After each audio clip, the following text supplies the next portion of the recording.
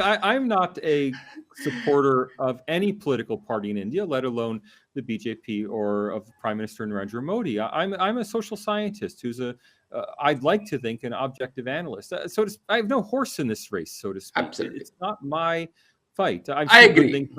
I also see problems. I mean, I was a big fan of the farm reform laws, the 3 farm reform laws that were then later withdrawn. I think it was a real problem. They were withdrawn. I'm very much opposed to the BJP government's policy of imposing export restrictions on farm products. I think those export restrictions harm farmers in an effort to keep prices low for the urban middle class. So, I mean, every government does things that one analyst will approve of or not approve of, and that's fine. The issue for me is not policy, it's democracy. The question is, does India have a healthy democracy? And I think all the objective evidence is that, yes, it does. Now, it's a problem when people conflate their own political disapproval of a particular party or person with a failure of democracy itself.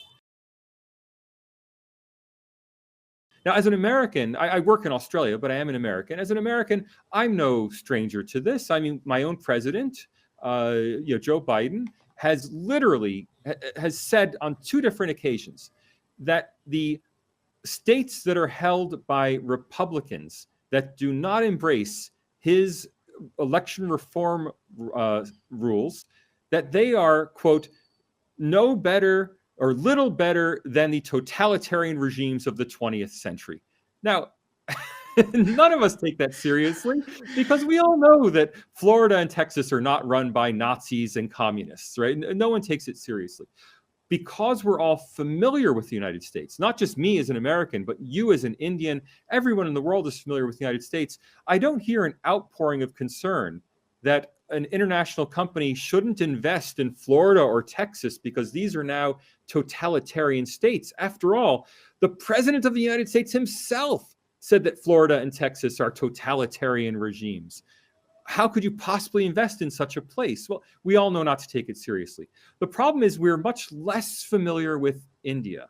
And so when we hear a very credible Indian intellectual who may be a professor at Harvard, or we hear an anthropologist who's a professor at Stanford, or we hear a leading Indian author saying that India no longer has any democracy, Narendra Modi is a fascist, he's a dictator. When we hear these epithets, well, most Westerners don't have any basis on which to evaluate them. We don't know whether to take them seriously or take them, as the print said, as the print put it in my own article in the print, take it with a grain of salt, that it's not to be taken seriously. And that's a real problem. That's a real problem for India, that because of our ignorance of India, we take these accusations seriously when we hear Trump is a fascist, Scott Morrison in Australia is a fascist, we ignore it, because we know it's not true. We know it's just political hyperbole. We don't know that for India,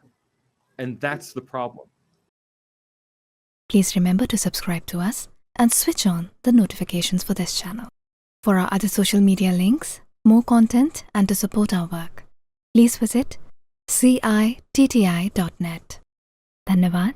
Namaskar.